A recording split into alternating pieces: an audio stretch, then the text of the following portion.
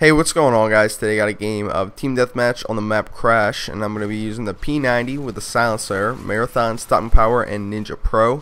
And my secondary for this game is the M93 Rafika, although I did not intend to use that for this map. I actually had that on this class when I was playing a different map, but what I would suggest you guys use instead of that is a shotgun. Any shotgun works. The Rangers, the M1014, obviously the Spats 12, all going to be great options. Any shotgun except for the models. The models or single model, either way, that gun or those guns are terrible.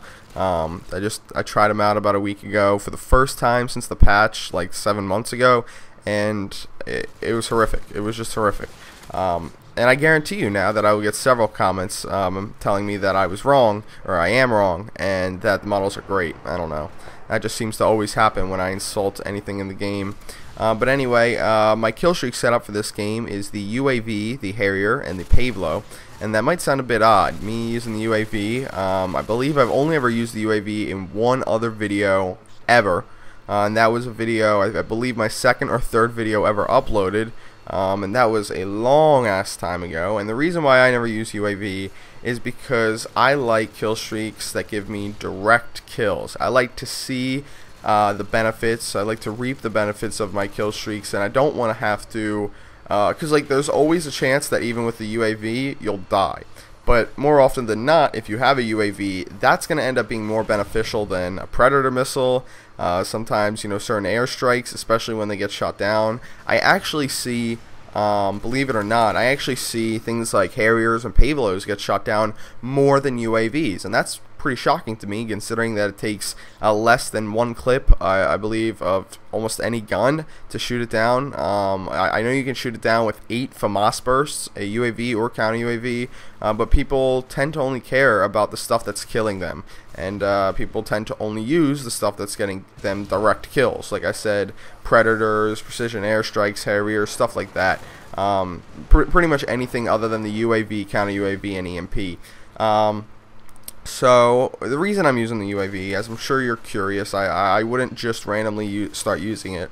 I don't know why I wouldn't, but you know, I wouldn't. I got a message, a pretty lengthy message from a subscriber or unsubscriber maybe, who was telling me something. It went something like this: how dare I call myself a team player when I never ever use UAV or counter UAV? In order to be a real team player, you have to use either or, UAV, counter UAV. That way you help your actual team out. Because other than that, if you're just using kill streaks that only benefit yourself, you're not being a team player. And to you, my good sir, I say false. I say you are wrong. Team players can benefit their teams in many different ways, including communication. And when playing a non-objective game type, there's no such thing as a non-objective game type. I guess I should just call it Team Deathmatch. When playing Team Deathmatch, getting kills in itself is being a team player. Now, I think getting kills in any game type is being a team player.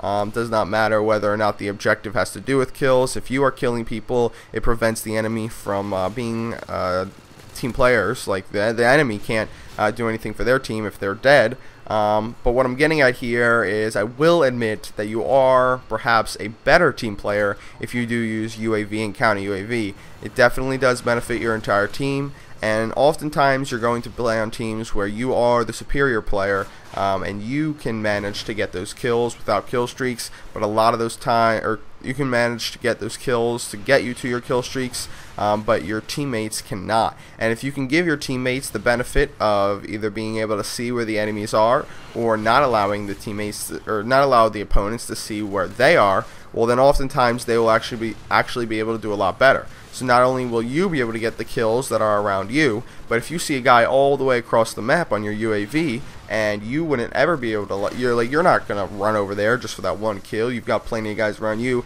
Maybe you've got a teammate all the way across the map who can take care of that guy, and maybe like if he didn't have that UAV, he would have died or never would have gotten that kill. So using a UAV definitely does improve your team playerness, I guess.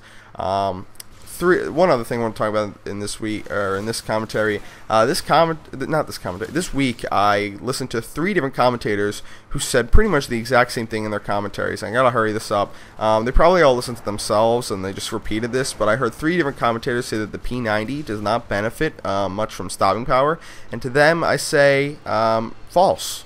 I say that the P90 actually benefits from stopping power more. Their argument was that because it has such a large clip size that you don't need stopping power, you don't need that extra damage, which, you know, in theory it sounds like a good idea, it sounds like a logical point, but actually when using the P90 you want that extra damage because it is a percentage boost, and since the P90 has much more bullets, you have much more potential damage in a P90 with stopping power than something like a mini Uzi. Alright, so that's the commentary for today, guys. See you guys later. Hope you enjoyed it. Peace out.